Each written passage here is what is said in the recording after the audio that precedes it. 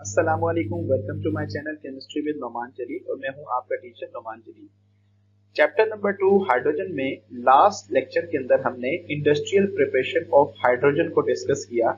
आज के लेक्चर में हम उसी लेक्चर को कंटिन्यू करेंगे, बट इसमें एक एडिशन के साथ कंटिन्यू करेंगे। इंडस्ट्रियल प्रिपरेशन ऑफ हाइड्रोजन के अंदर हमें एक प्रोडक्ट मिलता है जिसको हम कहते हैं वाटर गैस। तो वाटर गैस को हम डिस्कस करेंगे और उसकी सेपरेशन मेथड प्रोसेस करेंगे। So water gas preparation and its method of separation. So चलिए सीखते हैं।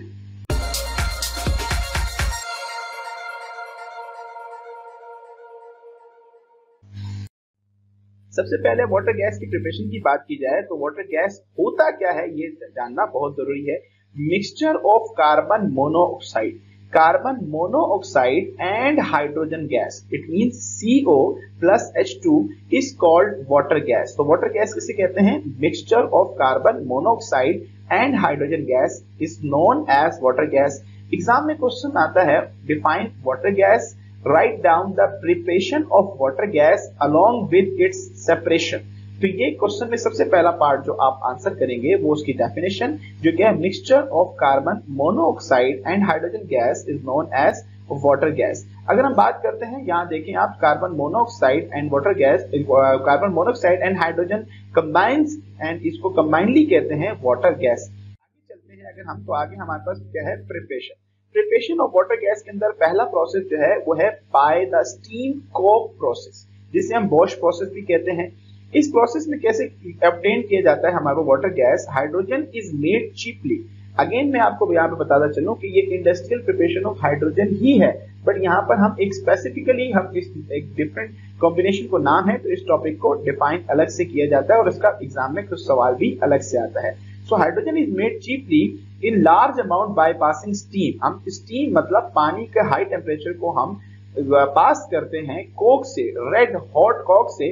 तो हमारे पास जो प्रोडक्ट मिलता है उस प्रोडक्ट को हम कहते हैं वाटर गैस, जो कि CO और H2 का कॉम्बिनेशन है, इसको वाटर गैस कहा जाता है। This is the first preparation of water gas.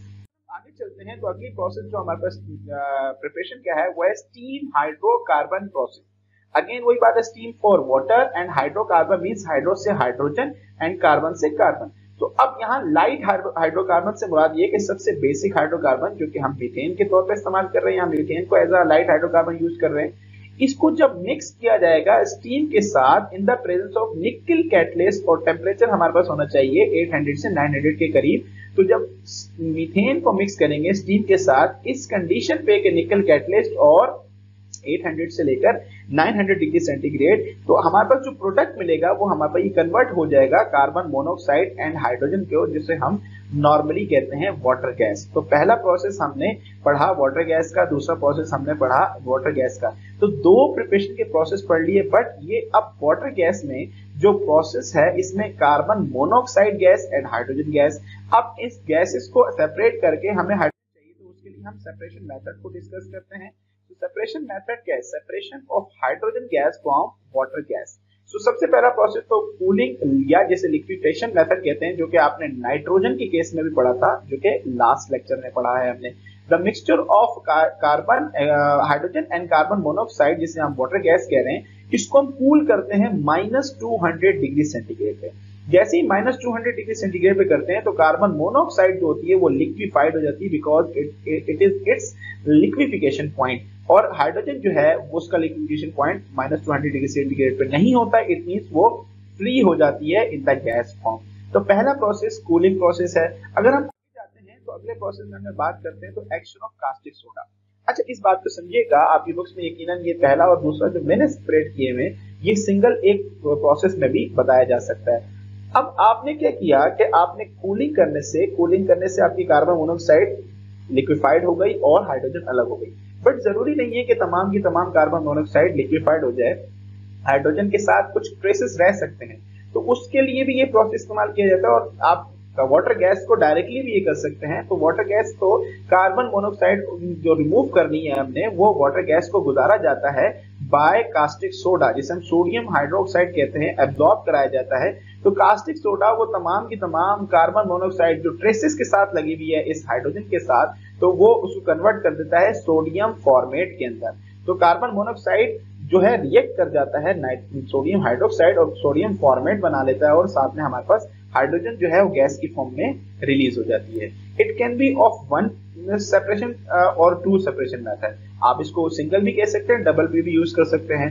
अगर हम बात करते हैं थर्ड, जिसे हम नॉर्मली सेपरेशन मेथड के अंदर इसको ऑक्सीडेशन मेथड भी कहते हैं, बॉश मेथड भी कहते हैं, जिसमें जो वाटर गैस है, water gas means the mixture of carbon monoxide and hydrogen gas, इसके साथ मजीद स्टीम के साथ ये करवाया जाता है at 500 degree centigrade, but in the presence of catalyst. Catalyst की मौजूदगी में होता है लाइक आयरन ऑक्साइड या क्रोमियम ऑक्साइड वगैरह, तो इसको कैटालाइटिकल मेथड भी कहा जाता है या ऑक्सीडेशन मेथड भी कहा जाता है। तो कार्बन मोनोऑक्साइड जो है ये कन्वर्ट हो जाती है कार्बन डाइऑक्साइड के अंदर। कार्बन डाइऑक्साइड मतलब ऑक्सीडाइज हो जाती है, और जब कार्बन डाइऑक्साइड के अंदर ऑक्सीडाइज हुई तो हमारे पास क्या है, यहाँ पर हाइड्रोजन गैस साइड पे हो जाती है, मतलब सेपरेट हो जाती है। अब अगेन वही बात कि कार्बन डाइऑक्साइड भी गैस है और हाइड्रोजन भी गैस है, जो हम इंडस्ट्रियल प्रिपरेशन में पढ़ के आ चुके हैं पिछले लेक्चर में कि ये दोनों गैसेस को सेपरेट करना बहुत इजी है कि अगर कार्बन डाइऑक्साइड और वाटर हाइड्रोजन के मिक्सचर को हम under high pressure around 22 atm पानी से गुजारते हैं तो कार्बन डाइऑक्साइड जो है ये पानी से रिएक्ट करके कार्बोनिक एसिड बना देता है और हाइड्रोजन जो है वो रिएक्ट नहीं करता, मतलब डिसॉल्व नहीं होता। सो इस तरीके से हम हाइड्रोजन को वहां से वाटर गैस से सेपरेट